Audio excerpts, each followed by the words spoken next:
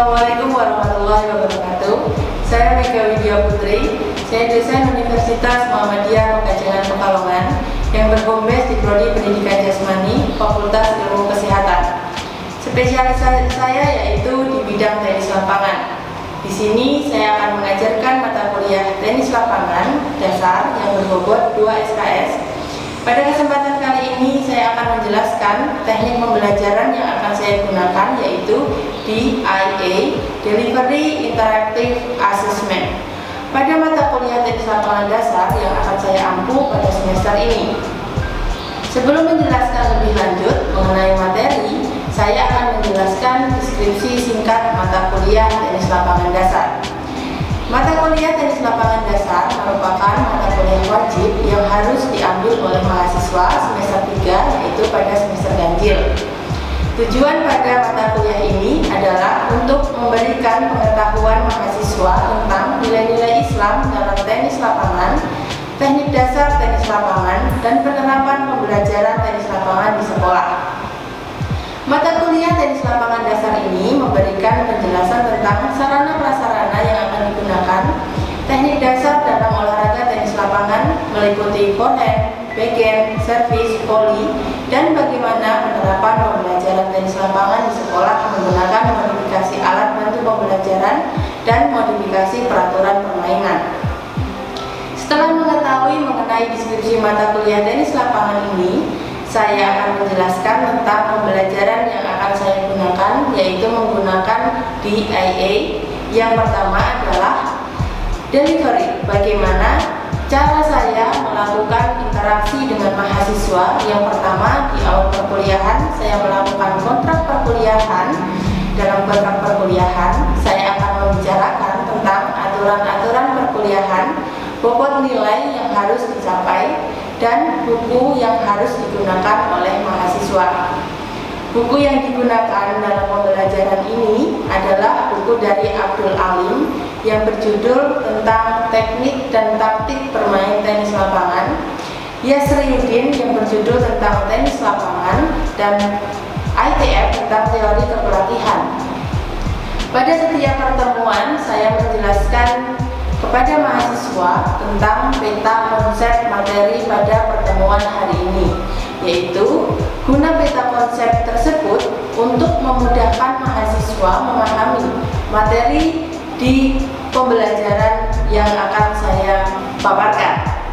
Pendekatan yang saya gunakan dalam mata kuliah ini adalah konseptual, di mana mengaitkan materi dengan dunia nyata. Metode yang saya gunakan dalam materi ini adalah metode tanya jawab, metode ceramah. Kemudian model yang saya gunakan dalam mata kuliah tenis dasar ini adalah model ISO, TPS, dan model-model yang lainnya disesuaikan dengan materi yang saya ajarkan. Interaction dengan mahasiswa dapat digunakan dengan cara hybrid learning, yang mana dapat bertatap muka langsung atau menggunakan sosial media seperti Zoom Meeting dan Google Meet. Asesmen adalah bagaimana cara menilai dosen terhadap mahasiswa, yaitu evaluasi memberikan nilai. Pada kontrak di awal, saya memberikan kontrak perkuliahan yang berisi tentang bobot nilai yang harus dipenuhi oleh mahasiswa, punishment, reward yang akan diperoleh oleh mahasiswa. Pada bobot nilai terdiri dari tugas terstruktur 10%, tugas mandiri 10%, sikap 5%, keaktifan 5%, uji tengah semester 30%, ujian akhir semester 35%, dan kehadiran 5%. Untuk reward, bagaimana mahasiswa yang aktif di dalam kelas menjawab pertanyaan yang diberikan oleh dosen atau menjawab pertanyaan yang diberikan oleh teman mahasiswanya akan diberikan nilai plus. Sedangkan punishment diberikan kepada mahasiswa apabila mengumpulkan tugas tidak sesuai dengan yang ditentukan. Tujuannya untuk memberikan pembelajaran kedisiplinan kepada mahasiswa tersebut. Selanjutnya, saya akan menampilkan video pembelajaran saya pada mata kuliah tenis lapangan dasar dengan materi teknik dasar tenis lapangan dan implementasi tenis lapangan di sekolahan. Sekian video deskripsi mata kuliah saya. Wassalamualaikum warahmatullahi wabarakatuh. Untuk memulai perkuliahan pada pagi hari ini, kita berdoa terlebih dahulu. Silakan salah satu untuk memimpin doa. Silakan. Baik, untuk mengawali kegiatan perkuliahan pada hari ini, mari kita berdoa bersama-sama. Berdoa mulai.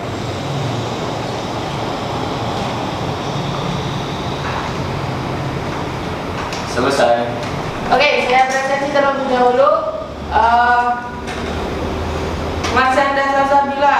Hadir Bu. Atisa Fitri. Hadir Bu. Heru. Hadir Bu. Afif. Hadir Bu. Ada yang tidak masuk hari ini? Isyam Bu. Isyam Bu. Isyam sama? 5. Kenapa tidak masuk hari ini? Sakit. Sudah ada surat izinnya? Masuk. Oke.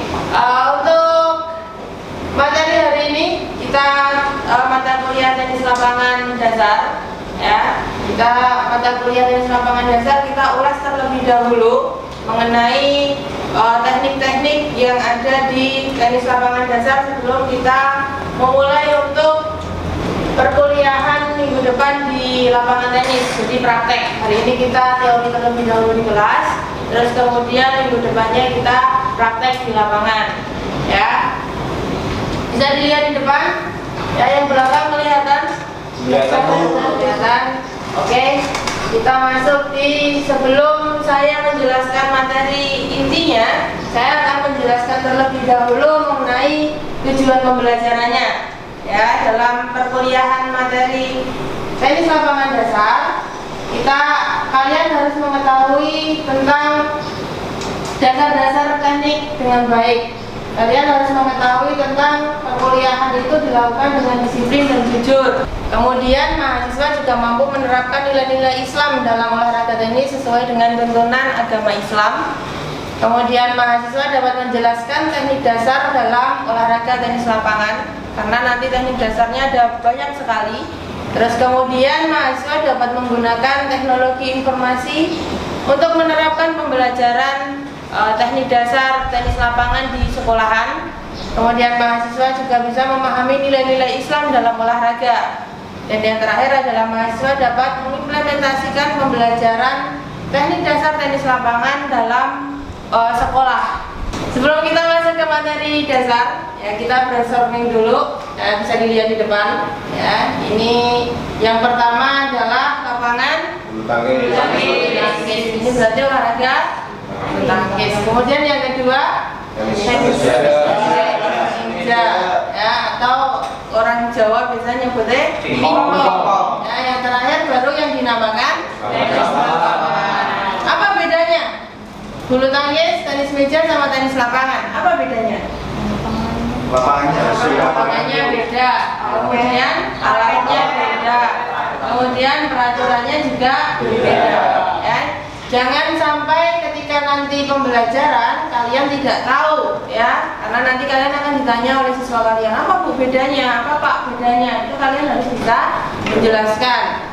Terus kemudian di slide selanjutnya adalah kita masuk ke materi intinya, pengertian olahraga tenis lapangan, ya. Sebelum saya menjelaskan, mungkin dari mahasiswa ada yang sudah tahu, ada yang bisa menjelaskan ke saya bagaimana olahraga tenis lapangan itu apa?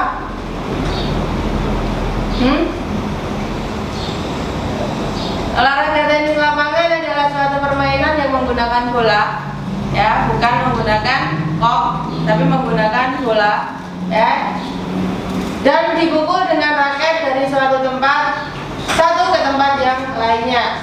Bola tersebut harus melewati net dan masuk dalam lapangan yang sudah ditentukan oleh bidang lawan, ya.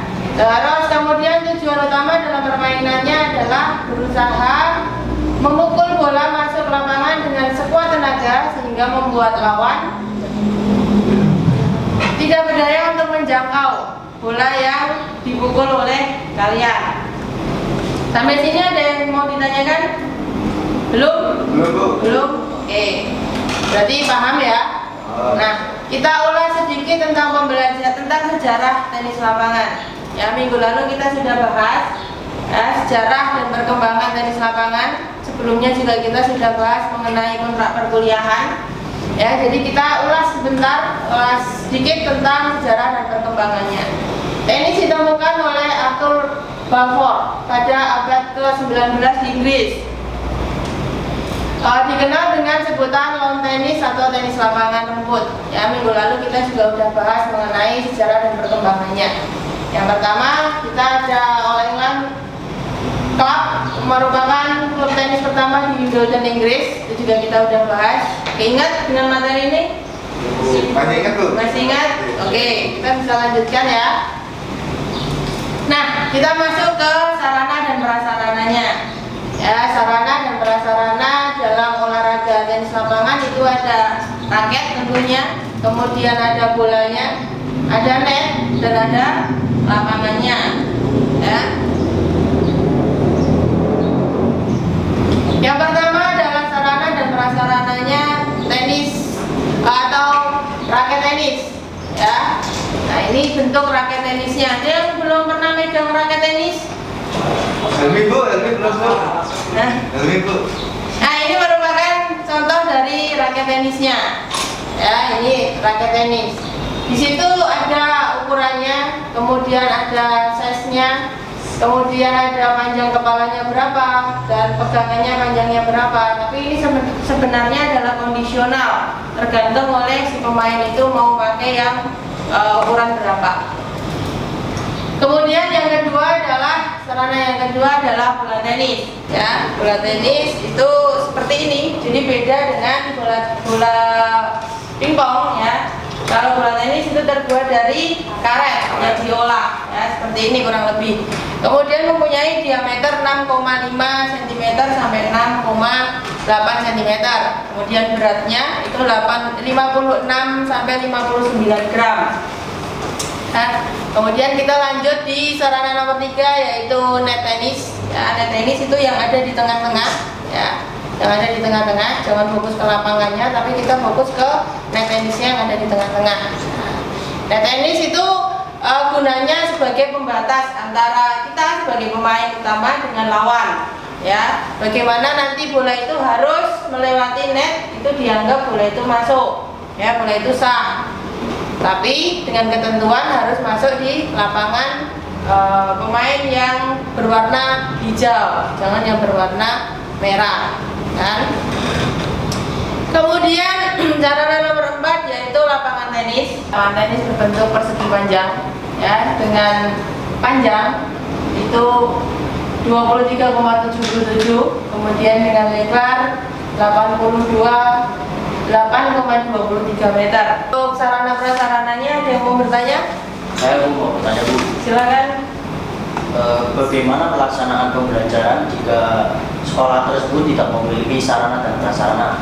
Oke, bagaimana jika pembelajaran itu sekolah tidak memiliki sarana prasarana? Ya, apabila kita tidak memiliki sarana prasarana di sekolahan yang memadai seperti raket tenis yang memang sudah ditentukan harus seperti ini, kemudian bola harus dari karet, terbuat dari karet dan lain sebagainya, sekolah tidak punya harus seperti apa Bu, kan? Itu kita bisa memodifikasi, ya, kita bisa memodifikasi menggunakan alat bantu pembelajaran. Nanti akan saya jelaskan setelah saya menjelaskan teknik dasar. Jadi nanti kita buat modifikasi raket bisa diganti menggunakan kayu, kemudian bola juga bisa dimodifikasi menggunakan hal-hal yang lainnya. Seperti itu. Nanti kita simak secara seksama ya, Mas Apif. Ya. Menurut kalian dari gambar di depan si pemain itu menggunakan teknik dasar apa? Oke, silakan Mas Danang. Menurut saya itu menggunakan teknik pukulan forehand itu karena bukaan dari kanan. Dari kanan. Oke, benar sekali. Ya, kalau dilihat gambar di depan, ya, bola mengarah ke sebelah kanan. Terus kemudian raketnya dibuka ke arah kanan. Ya, itu namanya pukulan atau teknik forehand. Ya, kita lanjutkan teknik forehand. Nah, ini akan menjawab. Teknik forehand adalah teknik yang bisa dilihat gambarnya di depan, teknik yang dimulai dari sebelah kanan. Jadi raketnya dibuka dari kanan, ya. Nah, di sini ada yang namanya backswing. Dibuka dulu raketnya ke belakang, kakinya kiri maju ke depan untuk tumpuan, kemudian badan condongkan ke samping kanan. Dibuka raketnya, dibuka benar-benar dibuka ke kanan, ujung raketnya menghadap ke net, terus kemudian diayunkan. Perkenaan bolanya di depan kaki apa? Kiri. Ya, di depan kaki kiri. Kemudian ada gerakan follow through atau gerak lanjut. Ya, besok kita akan praktekkan di lapangan di pertemuan berikutnya. Kemudian yang teknik kedua adalah teknik backhand. Nah, kalau teknik backhand itu kebalikan dari teknik forehand. Jadi kalau teknik backhand kita mulainya dari sebelah kiri, ya, dari sebelah kiri. Dari sebelah kiri, kemudian tumpuan kakinya yang maju yang di depan sebelah apa? Sebelah kanan. Ya, jadi sebelah kanan untuk tumpuan, kaki kanan maju ke depan, raket dibawa ke kiri, diayunkan dari kiri menuju ke depan. Jadi nanti ada follow through-nya. Paham? Paham. Terus kemudian teknik yang berikutnya ada servis. Nah, teknik servis adalah teknik yang paling utama karena suatu pertandingan tidak akan bisa dimulai apabila servisnya itu tidak sempurna atau tidak berhasil atau tidak masuk ke lapangan lawan dengan benar. Ya, jadi ini modal utama untuk memulai suatu pertandingan. Ya, servis sama tumpuannya adalah kaki kiri di depan, kemudian backswing tarik ke samping kanan, lempar bolanya, kemudian pukul tepat di atas kepala kalian, tangannya lurus ke depan, tetap ada gerakan follow through di depannya. Paham sampai sini? Paham? Oke, sekarang kita sedikit mengulas pertanyaan dari Mas Afif tadi. Bagaimana Bu kalau ke sekolahan kita tidak ada raketnya, tidak standar raketnya, itu harus seperti apa? Ya. Nah, ini penerapan pembelajaran teknis di sekolah, ya, itu kita modifikasi alat. Jadi tidak harus ketika pembelajaran itu tidak harus ada raket yang seperti ini, ya, yang sesuai standar, karena mungkin beberapa sekolahan tidak bisa untuk membelikannya atau belum bisa untuk membelikannya. Jadi kita bisa menggunakan alat bantu pembelajaran, kita modifikasi. Jadi guru itu jangan cuman mengandalkan peralatan yang ada, tapi kita apabila tidak ada rotan akan pun jadi, ya, kita buat alat pembelajaran seperti ini. Ini digunakan sudah cukup bisa, ya, sudah cukup bisa digunakan untuk melatih anak-anak atau mengikuti pembelajaran tenis lapangan. Untuk bolanya seperti apa, Bu? Bola bekas tenis itu kalau kita beli yang sudah soft, ya, yang sudah tidak keras lagi, itu masih bisa digunakan untuk pembelajaran. Ya, itu bisa dibeli. Itu jadi tidak harus baru, tidak harus kita beli yang baru. Seperti itu. Kemudian untuk lapangan tenisnya, Bu, kalau nggak ada ukurannya sekian meter tadi harus seperti apa, kan? Kita bisa menggunakan lapangan bulu tangkis. Biasanya anak-anak di sekolahan-sekolahan di luar, sekolah dasar itu biasanya punya lapangan sendiri, lapangan bulu tangkisnya ada di luar. Nah, kita bisa gunakan lapangan bulu tangkis itu untuk memodifikasi lapangan tenis. Ya, seperti itu. Jadi bisa digunakan netnya gimana, Bu? Pakai net bulu tangkis, tapi kita turunkan ke bawah, itu juga nggak jadi masalah. Namanya kita bagaimana mengaplikasikan pembelajaran tenis lapangan di sekolahan. Ya, jadi kita harus punya banyak akal nih, harus seperti apa pembelajaran tenis harus tetap berjalan. Terus kemudian walaupun tidak ada alat yang memadai, prasarana yang memadai, tapi tetap harus berjalan, kan? Kita menggunakan alat atau prasarana seadanya itu masih bisa dilakukan pembelajaran. Kemudian penerapan pembelajaran teknis di sekolah dengan metode game. Nah, ini juga bisa. Jadi nggak yang harus 15-0, 30-0, ya. Kita juga bisa memodifikasi peraturannya. Ya, misal 1-0 rally point seperti bulu tangkis itu bisa sekali, ya. Terus kemudian lapangannya dibesarkan, dilebarkan itu juga boleh sekali. Karena untuk memacu anak-anak untuk tertarik mengikuti olahraga yang materi yang kita sampaikan. Seperti itu. Nah, kita juga bisa memodifikasi dengan permainan yang menyenangkan. Misal rally pos gitu. Rally pos itu bolanya kita rallykan ke kanan sama ke kiri, nanti ada pos-posnya. Ya, terus kemudian ada konsistensi dan mobilitas ground stroke, itu juga bisa seperti itu. Kita buat macam-macam permainan, ya. Buku macam-macam permainannya bisa lihat di buku enggak? Atau harus ada panduannya? Kalau macam-macam permainan, terus kemudian modifikasi game itu sebenarnya tergantung oleh kalian. Yang penting tidak jauh dari peraturan yang sebenarnya. Seperti itu, nggak jadi masalah. Nah, saya kira cukup. Ya, saya kira penjelasan saya cukup mengenai sarana prasarananya, kemudian mengenai teknik dasarnya, kemudian mengenai penerapan pembelajaran di sekolah nanti. Nah, dari sini sebelum saya lanjut ke tugas, apakah ada yang mau ditanyakan? Silakan Mbak Ati. Bisa bertanya Bu, untuk bagusnya itu pembelajaran tenis itu diterapkan pada tingkatan apa? Atau sekolah dasar atau menengah atau SMA? Oke, pembelajaran tenis bagusnya diterapkannya di tingkat sekolah apa? SD, SMP atau SMA. Sebenarnya semuanya bisa.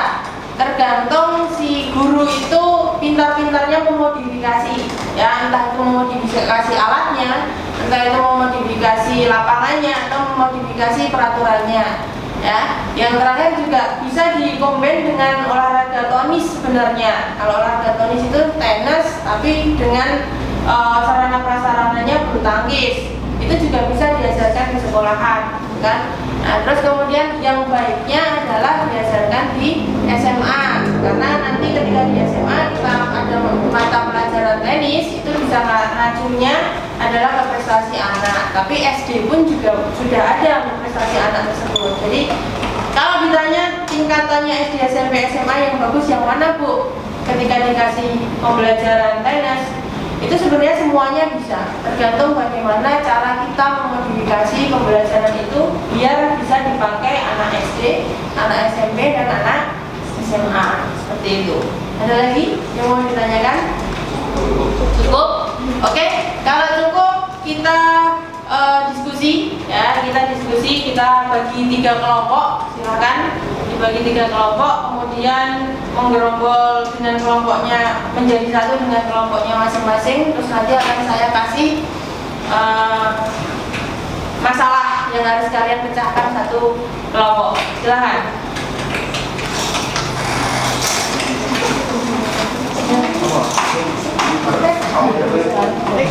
Sudah sampai kelompok semua? Sudah, kita bagi kelompok, terus kemudian kita dilihat di depan. Di situ ada suatu permasalahan, ya. Nah, itu silakan dipecahkan dengan kelompoknya masing-masing, didiskusikan dengan kelompoknya masing-masing, ya. Nah, menurut kalian bagaimana cara menerapkan materi pembelajaran tenis lapangan yang menyenangkan pada mata pelajaran kerja di sekolah? Nah, bisa umpamakan adalah kalian seorang guru, kemudian kalian ingin memberikan materi pelajaran itu tenis lapangan. Ya, bagaimana cara supaya materi pembelajaran tenis lapangan itu menyenangkan di sekolah? Boleh SD, boleh SMP, dan boleh SMA. Silakan didiskusikan. Saya kasih waktu 20 menit untuk berdiskusi. Oke, sudah 20 menit, waktu sudah selesai. Ya, ada yang mau maju ke depan untuk menjelaskan bagaimana menurut kalian supaya pembelajaran dari di sekolah itu menyenangkan? Bu, kelompok kami Bu. Oke, silakan Mas Kamis, boleh. Oke, yang lain diperhatikan ya. Assalamualaikum warahmatullahi wabarakatuh. Saya perwakilan dari kelompok 3 akan menjelaskan atau memecahkan penerapan pembelajaran tenis lapangan yang menyenangkan pada materi pembelajaran kerja. Yang pertama, kita melihat dari jenjang sekolahnya. Kalau dari SD, dari kelompok kami itu metode yang paling pas untuk penerapan pembelajaran tenis yaitu mengajak para siswa lebih ke permainan atau modifikasi pengenalan seperti pengenalan lapangan dan pengenalan alat-alat tenis, bola maupun raket tenis itu melalui permainan. Penerapan buat anak SD itu secara lebih didominasi di permainannya. Kalau untuk anak SMA itu masih sama, pembelajarannya itu lebih menekankan kepada permainan, namun di SMA itu sudah memperkenalkan beberapa teknik, namun hanya sebatas memperkenalkan. Nah, untuk yang lebih dominannya itu ada di tingkat SMA. Di tingkat SMA ini lebih kita kenalkan ke teknik dan prakteknya langsung. Nah, di SMA ini untuk pengenalan agar menyenangkan, nanti kita akan membuat kompetisi kecil-kecilan atau istilahnya itu ketika anak sudah bisa menjawab atau anak sudah bisa mempraktekkan, kita akan memberi reward agar anak itu merasa wah, saya sudah bisa menguasai ini. Jadi kalau untuk anak SMA lebih ditekankan kepada kompetisi dan reward. Itu aja, Bu. Oke, terima kasih. Tepuk tangan.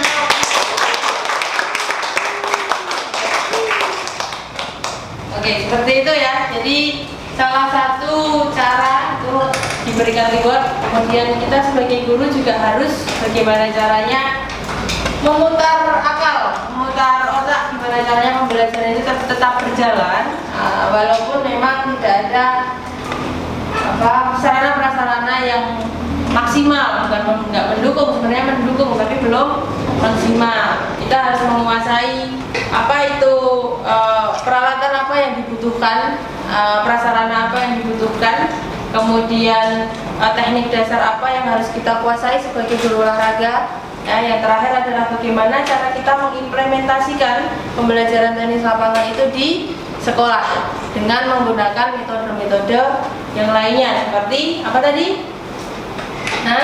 Permainan. Terus kemudian memodifikasi alat-alat yang memang sekiranya kita tidak punya jadi ada, ya seperti itu. Oke, cukup sekian pembelajaran mata kuliah tenis lapangan dasar. Kita bertemu lagi di mata kuliah tenis lapangan dasar yang akan datang, tapi di praktek di lapangan. Cukup sekian dari saya. Wassalamualaikum warahmatullahi wabarakatuh. Waalaikumsalam.